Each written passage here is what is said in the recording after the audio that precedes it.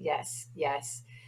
Yes, in fact, I mean, we talk about the COVID pandemic, but really we have a mental health pandemic on the heels of that. And it's for many reasons. Our mental health is in the worst place that it's been as a country or as a race. Uh, so year to date.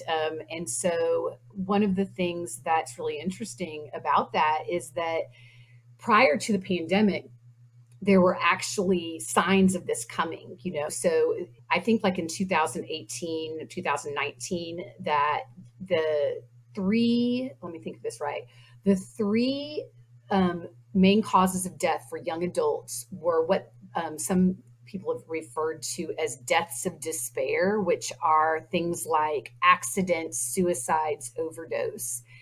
And so that was kind of leading up to the pandemic. And then the pandemic was sort of a flame that ignited those things into somewhat of like a combustion of this mental health crisis that we're in now. And people much smarter than I am, have dug into like what are all of the reasons for that, what has led up to that, what has gotten us where we are. And in my mind, I just think of it very simply as it's simply that we're in pain. It's just emotional pain. And that is part of the human condition. And that by itself wouldn't be a problem, wouldn't be problematic. But it's the way that we deal with that pain that's getting us in trouble. And when we look back to where we are just in the evolutionary process. Our ancestors were those that could think things through really quickly and problem solve and analyze and to survive. And that's what's been passed down generation to generation.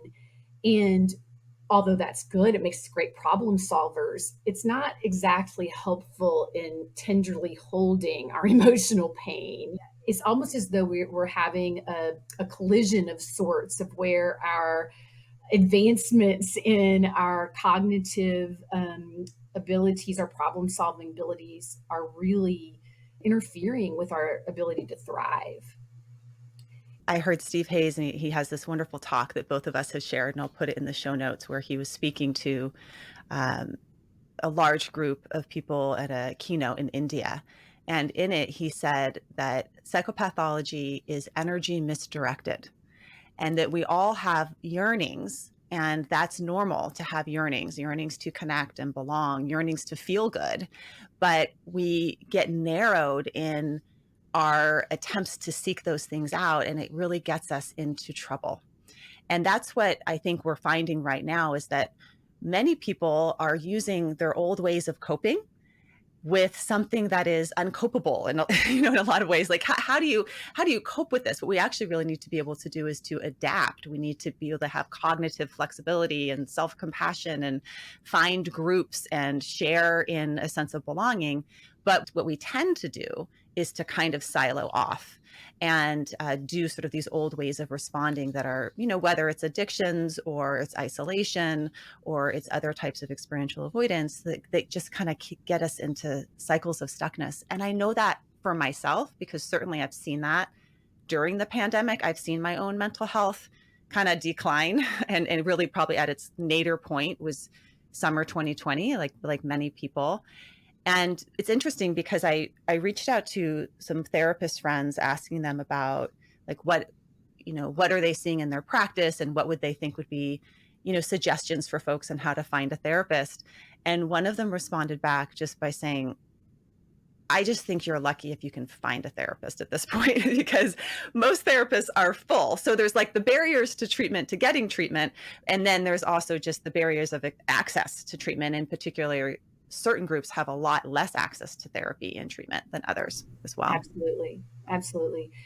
I love what you said about this idea of our core yearnings, and that that psychopathology is energy misdirected in trying to reach those. And I think about that too. I love the way that Steve Hayes describes it. And when I think about sort of how we got there, it's this idea of sort of the evolutionary history of where we are cognitively with the evolutionary history of where we are emotionally, because we're also hardwired for connection, and that was evolutionarily adaptive, so much so that like we just have this core yearning and need that is just really at the heart of being human, to connect with others. And what makes sense to me is that that has been thwarted in many ways before the pandemic, and then definitely as a part of the pandemic. And then, like you said, we try to then cope with that, or to treat that with these ways that have worked for us in other situations, in terms of like problem solving or thinking it through, and that just doesn't really work. And where it really catches up with us is, like you said, when we then go to try to ask for help. I mean, so if we think about it in terms of our ancestors, those ancestors who asked for help and that were as part of a support group were much more likely to survive, because there was strength in numbers. And so we really that those skills, I suppose, have been passed down, been thwarted a lot by just our society, but also by COVID. But then when we try to go and ask for help and to seek treatment, which would be meeting that core yearning, we get tripped up. And the way we get tripped up, we get in our heads and we say things to ourselves like, oh, you should be able to do this on your own, or you should be able to think this through, or just don't think about it at all, or push it down, and instead of reaching out for help. And I think another one is what will people think? Like what will people think if I say this is really how I'm doing? When I interviewed Anna Lembke, she said addictions are the things that we lie about. And actually that, we lie as a species. We lie all the time, every day we're lying. And actually there's some research that shows that our lying prevents real sort of connection between our frontal lobe and our limbic system. It's like, keep that disconnect going because we don't want to know. And we lie to ourselves.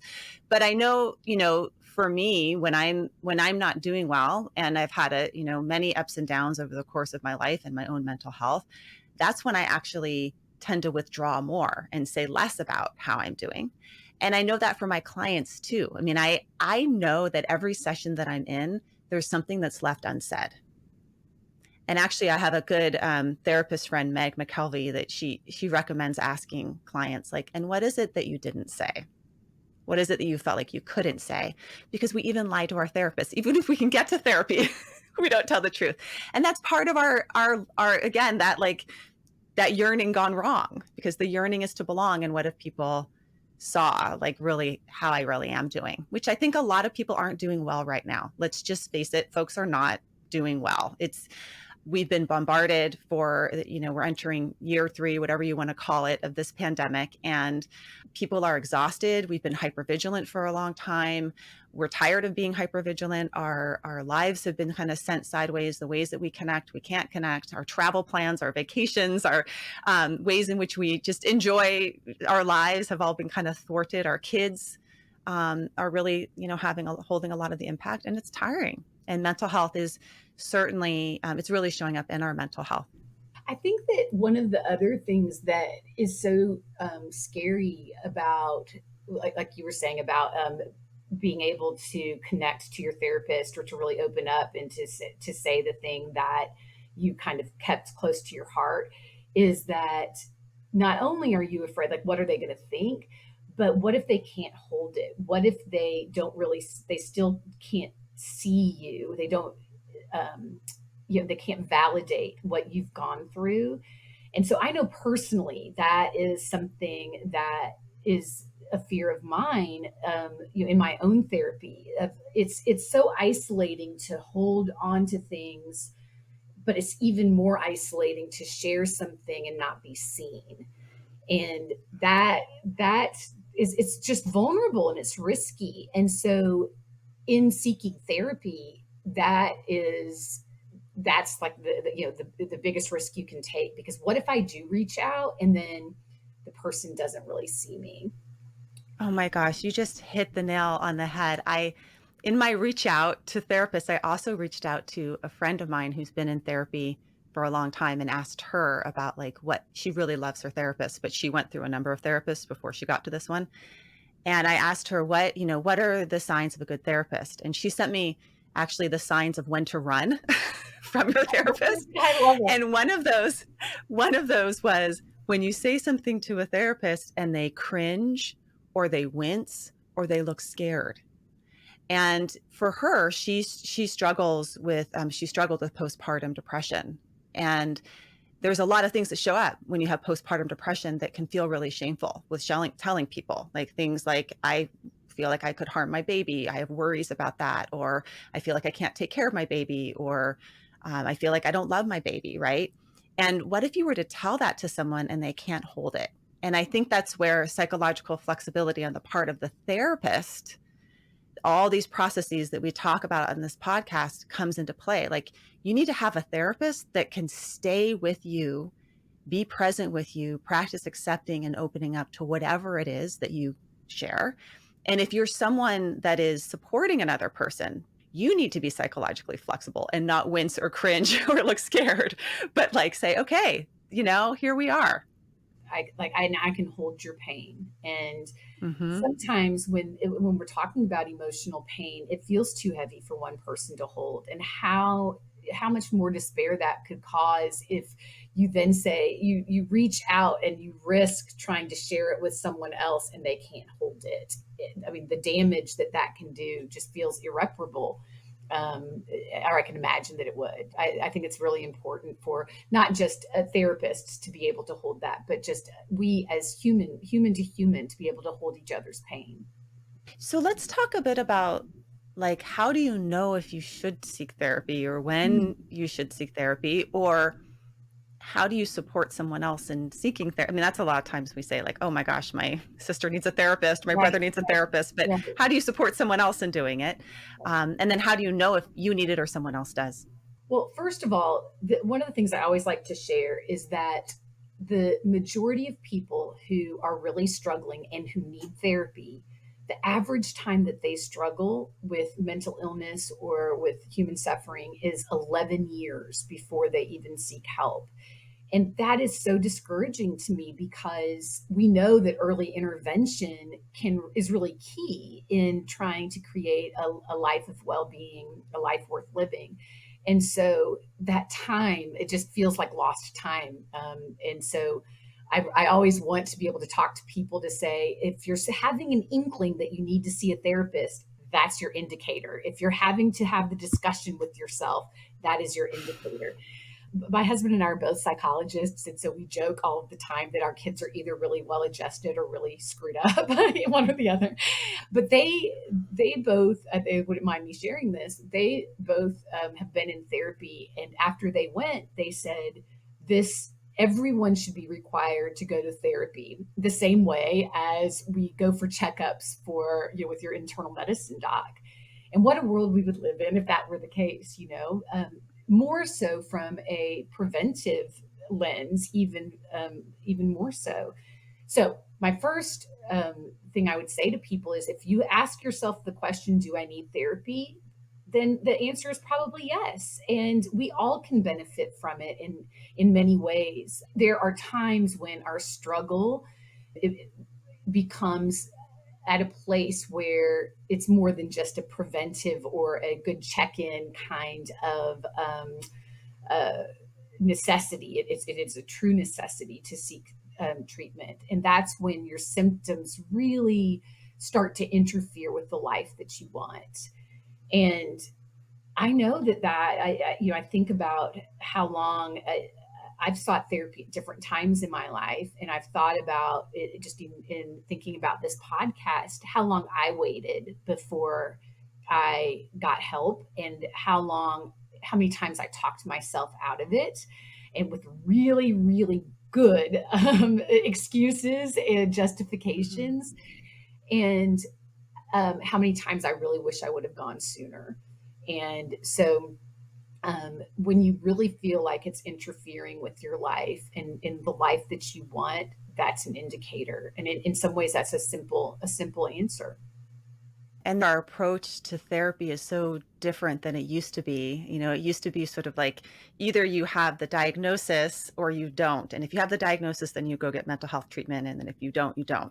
But I think that therapy now is a much broader umbrella where it certainly can help folks that if you are struggling, obviously, with things like suicidality, if you're struggling with severe depression or anxiety, that's interfering with your ability to function in the world and it's really narrowing your life, then you need to have treatment. That you don't do this on your own, because the very head that got you there is the very head that cannot get you out. Right.